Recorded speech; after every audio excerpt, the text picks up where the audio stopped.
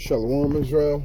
I'd like to give all praises, honor, and glory to Yahweh, Ba'ashem Yahushai, Ba'ashem Rakakwadash, number one to the apostles and that was a great millstone, and Shalom select out there doing this work of faith, labor for love, truth, sincerity. All right, and I'd like to get into a quick lesson, just going in the spirit, and I just was briefly thinking about, just the work in general. And everything that pertains towards this truth, everything that pertains towards this world, because it's all engulfed in it, regardless whether people, think about it or not, and which we all know, but the world doesn't know, that everything is suited for a purpose. What purpose do we serve? What purpose is the next man here for? What purpose is a dog here for? Everything serves a purpose. Just kind of like the last lesson I just did about time and patience. Now more so getting upon your purpose. And according to Ecclesiastes 12 and 13, the whole duty of man is to serve the Most High by keeping His laws, statutes, and commandments. Now, in today's time frame, does that really get you anywhere with the world? No, it doesn't. But it gets us somewhere with the Most High. That's what's most important. The world don't look at the laws, statutes, and commandments as a big thing, as a real big deal. It's not a part of people's everyday life. It's not a part of their daily consumption within their lives to make, to give themselves some substance, But we understand what substance is. And the substance is the word of the Most High, because that's what's going to get us through the times in which we are about to face. Now, the world may think that, and especially damn Edomites may think that, because they got their money, they got their underground bunkers, they got this, they got that. Oh yeah, I got it better than any black guy, and all that old other type of shit. Just because they privileged within the society, and as of now, the Most High showed them favor according to what Isaiah 26 and 10. I said that the Most High showed favor to the wicked. They believe that since they're being showed favor, that it's nothing for them to be able to get through based upon their monetary actions. But there comes a time within everybody's life you're going to come across certain situations that's not going to require money. So what are you going to do then in those situations that do not require money, right? What are you going to do when you run into a situation like that? There's no bargaining. There's just like Isaiah the 13th chapter, where it mentions about the Medes. They shall not slack it. I can't think of it. Trying to quote it. They shall not regard silver nor gold. So if somebody's not going to regard silver or gold, that means what? They don't give a damn about it. So that means that there's no bargaining chips that you can have with this person based upon a monetary gain. So what is going to be your bargaining chips when that time comes? It can't be money, because money ain't going to do it. Money may get some of the elites into underground bunkers, may get some of the elites, trying to go out into space and start their own thing. But ultimately, the majority of people, and especially Edomites, they don't got it like that, man. They not thinking like that. Or even if they do got it like that, because majority of their people are well off to a degree.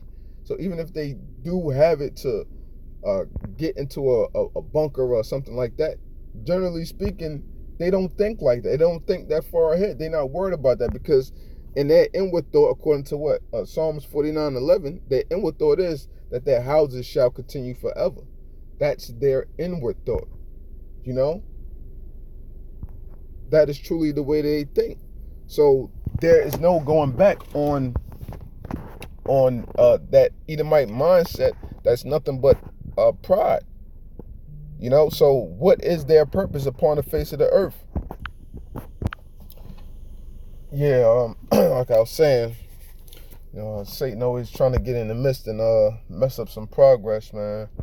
But you know, purpose is everything. We get into Romans, you know, the 8th chapter, and it talks about how, you know, we're predestined. You know, so what? Everybody's predestined for something. You know, this world got this whole thing about fate. You know, what's your fate going to be, or what's your, you know, stuff like this. You got different movies based upon, you know, dramatic scenes and either whether it's the world coming to an end or just a specific scenario of you changing patterns of how the world is going to be, or this or that. Like what's the movie? Tomorrowland, I believe, or something like that. You know, they have these different movies where they think that they can control the outcome of the world. You know, when everything is set already, it's predestined. There's nothing you can do to get around the way that the Most High, Yahweh Shemi Shah, has things set up. It's predestined already. The whole earth, from the foundation thereof. There's nothing you can do to change what the Most High has set in stone already. You know?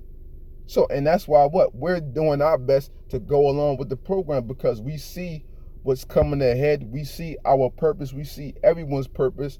Maybe not down to an individual level specifically, but on a general a scope of things, we see our purpose. We see other people's purpose, and this is what that's why we do our best to stick to the script. You know, because we're hoping to have a good role within the movie, a good role within the script. That's why we're sticking to what we believe and what we see that we are predestined for, because we know that we were called, and we're hoping that we are to be chosen in the end. So this is what it's all about. So a lot of these people, they have to ask themselves, who do they serve? You know, who do they serve? What is this life really about? People who ask all these different questions, they constantly seeking, but what? They never truly find the answer. Or many may think they find the answer, you know, but they still scratching their head at the end of the day. Like I asked somebody the other day, you know, do you believe God is a man or a woman? And they said, I just believe in a higher power. Well, then obviously you don't know, so you're still searching because you don't have a definite answer. So you're unsure of something. You're unsure of a lot of things. And the number one thing that we shouldn't be unsure of is the power in which we serve. Because the Most High has allowed us to come back into this knowledge, come back into this truth, and it's proclaimed now throughout the four corners of the earth. So there is no excuse for you not to know who you are or who you are to serve, or what your nationality is, what your rightful nationality is, man. Which has been since the foundations, man. You know, the Lord has made this thing thoroughly established for you to know what your purpose is. You know, a lot of us thought that we were going to be, you know, whether it's you were into sports, or you were into some type of writing, or you did some business stuff, or whatever the case may be. You made a thought that was going to be what you were destined for. That was your purpose. But the Lord had other ideas for you to straighten you out, because it's all about the Lord's going, not man's goings. Man's goings are of the Lord. Therefore, how can man understand his own way? We know this, but the world doesn't know this. But they're going to come into that rude awakening when they see how these things unfold within these last days, man, you know? So, you know, I just wanted to touch on this topic of purpose, and just understanding how important, you know, everybody's role is within, you know, the plans of the Most High. And we know that right now we have we have one of the most significant roles within this, within the script. But we just hope that, you know, in the end, our character, you know, doesn't get killed off, man, you know. So, you know, with that, you know, I hope the segment was edifying. I'd like to give all praises, honor, and glory to Yahweh, Ba'ashem Yahushai, Ba'ashem Rakakwadash, Double honors to the apostles and the elders of Great Millstone. And shalom to Lek out there doing his work of faith and labor of love, true sincerity. Shalom.